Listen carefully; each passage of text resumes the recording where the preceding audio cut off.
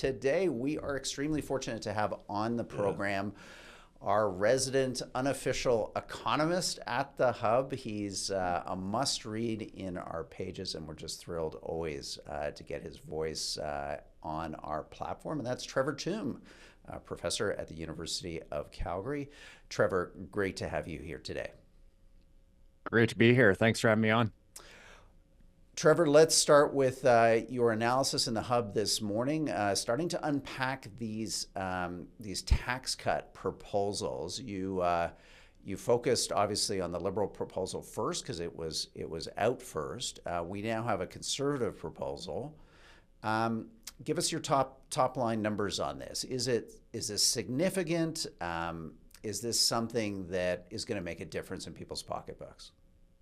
Yeah, great question. And there will be some additional analysis comparing both of the tax changes in the hub to come. I mean, I guess the timing of the announcement sometimes mean that we're not catching the latest developments, especially when some number crunching is involved. But I'd say that both of the major parties here with a proposal to lower the tax rate on the first tax bracket federally does meaningfully change the amount of take-home pay that the overwhelming majority of Canadians will receive. The conservative tax cut is to lower that first rate from 15 to 12.75. The Liberal proposal is from 15 to 14.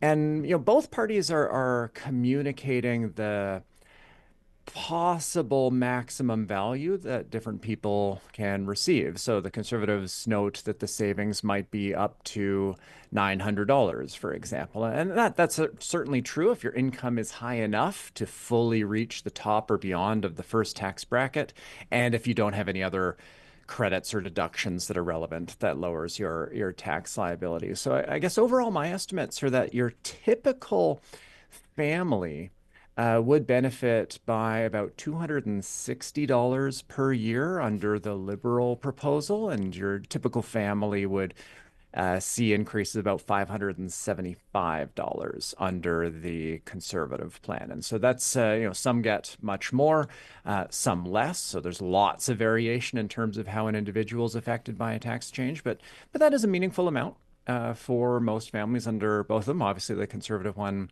a little bit larger. And overall, I estimate it's about $11 billion in tax relief under the Conservative proposal and about $5 billion under the Liberal one.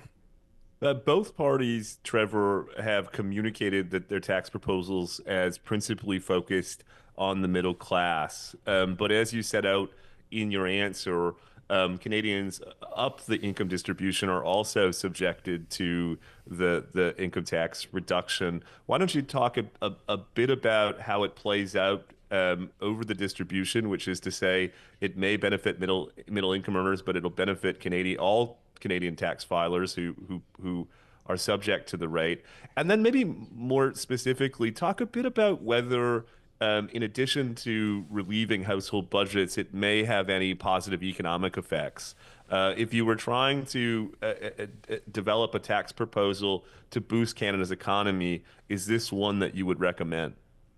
Yeah, that's a great question. I think whether or not we characterize this as a middle class tax reduction or not, you could phrase it in different ways. It is a tax reduction on the first bracket, which means that everybody with taxable income will experience a reduction in how much they owe, and those with incomes above that first bracket will receive the largest benefits. But if I look across individuals, I estimate that about two-thirds of the value of the tax reduction goes to individuals who earn between 30 and $90,000 per year. So, in terms of the total amount of foregone revenue from the tax cut that governments are experiencing, by that measure, it's fair to say that the majority goes to middle income individuals. Things are different at the family level because you have multiple earners and it aggregates in different ways. But, I wouldn't say that's kind of an unfair way to describe it.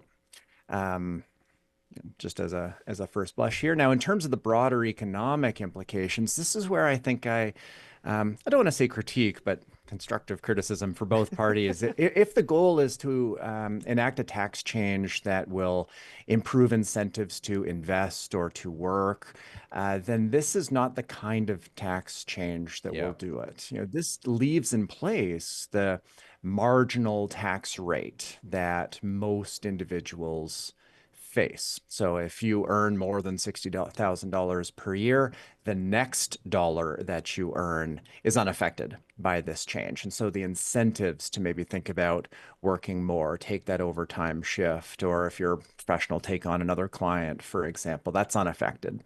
And the incentives to invest, similarly unaffected, because what's relevant for those decisions are these incremental decisions, the next dollar that I earn. So this is a change that does increase disposable incomes, Yes. but does so in a way that really largely leaves unaffected the relevant margins that would move the needle economically. And that means that, you could think about using the $11 billion in the case of the conservative plan in other ways, broader tax reform. And of course, this is only day two of the campaign. There's probably much more to come from here. But economically, for investment and work incentives, it's those marginal rates that matter more than just the total dollars that you end up paying in income taxes. Hmm. Trevor, we've spent now over multiple governments and all parties reducing taxes significantly on that lower band of earners. It's a nice idea. Why not give people who make less more money at the end of the day? But does this start to affect people's desire and willingness to work? In other words, from in terms of tax efficiency, people make different choices in their lives. They have different expectations for what they want to do and how they want to live. And I guess I'm wondering if we're continually cutting on the front end of the income distribution curve, how does that affect our economy? I mean, surely there are some trade-offs and choices that are being made here. This is not an unameliorated good. Yeah, great question. I think one that's quite relevant for lots of governments in Canada of both parties. Here, I'm joining you from Calgary. In our last provincial campaign in 2023, we had Premier Smith leading again on day one with basically exactly this reduction Yes. in the tax rate that applies to incomes below $60,000. So in our case, it was the creation of a new first bracket. We also had several years ago in the 2019 federal campaign under Andrew Scheer, what was dubbed then the universal tax cut, which was just like this, a reduction in that first bracket rate. Now, this might affect certain margins. Think about whether you're a family who has maybe one income earner and the um, spouse in the family is thinking about whether to enter the labor market or not with, say, some part-time work, then this might be irrelevant that affects the amount of after-tax take-home pay from that part-time employment. And this kind of tax reduction does make that ever so slightly more attractive. But, as I noted before, the margin that affects most people is what do I get from the next dollar earned? And using fiscal space in a way that lowers personal income tax amounts without affecting investment and work incentives, does make it harder for the government to adopt broader tax reform aimed at boosting growth, where we're lowering tax rates broadly, kind of Yeah. across the spectrum here, or changing the way that we levy even business taxes to change investment incentives. So either increasing the basic personal amount, which is what the federal government did under the Liberals, and that was their prior commitment in a previous campaign, or lowering the first bracket rate, if we've seen now both major parties and some provinces adopt. That does limit the amount of fiscal space that we have for broader reforms. And I think broader reforms are something that we do need to think hard about. I think about the top end of the income distribution and the comparison between some Canadian provinces and US states. Look at BC versus Washington. The gap in the top marginal rate here is nearly 20 percentage points. And Wow. that's a big challenge to recruit and retain Yeah. highly skilled individuals. And think about if you want to have a tech firm in Vancouver compared to Seattle, this is a very relevant decision margin here. And so I think we do need to think about lowering rates broadly. And to do that, it does generally mean you want to broaden the tax base a little bit. Maybe we need to rethink some of these credits, but it also think maybe Yeah. it's tax changes like this that kind of limits the room that we have in the future. Yeah. I'll resist the temptation to ask you about business taxes. That may be something we need to have you back on over the course of this campaign to talk about, particularly when we know the magnitude of the American tariffs and the Mhm. potential incentives that that creates for capital flight out of the country. But you've mentioned a couple of times the foregone revenue associated with these different tax proposals.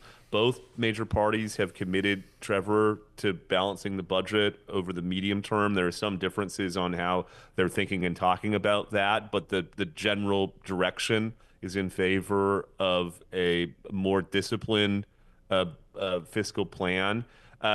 Talk about the current budget deficit, what these foregone revenues represent, and the extent to which they may make it hard for the different parties to fulfill their promises to balance the budget over the medium term. Yeah, that's a great question. So where the fiscal room comes from to adopt either of these tax changes is an important question. For their part, the Conservatives have noted that they will be able to find room for $11 billion from efficiencies in the overall size of the federal government, which I think is quite relevant to note here that total federal spending, program spending, next year. So the anticipated amount there is about $500 billion. And so an $11 billion change out of that is 2% of the total. And so I don't actually think it's a huge heavy lift here on the part of the Conservatives to say that they can find room on that side of the budget. One simple example is that total business subsidies from the federal government is now roughly $20 billion above what it averaged prior to COVID. And so moving those subsidies from the federal government to private business entities back to the pre-COVID average gives you more than enough room to fund this scale of a tax reduction. Now, of course, there'll be much more to come in the campaign. I'm thinking also want to keep an eye on military spending commitments, which will Yes. be an important source of pressure on the spending side of the federal government. So there'll be a lot of things to balance, but just in isolation, even the Conservatives' larger $11 billion personal income tax reduction is manageable, whether you think about covering this over time with just a slower pace of growth in the federal government or outright reductions in things that the feds do. And I'm just noting business subsidies as potentially some low-hanging fruit. Trevor, thank you so much. Thanks for the great analysis today that people can read in the Hub, and for coming on Here, the here. program and unpacking it for us all. Day two, Trevor, we're going to have you back. We're going to need you, my friend, to unpack and get us through all the economic weeds that are going to grow up around our ankles as this campaign goes on. I look forward to it. Thank you.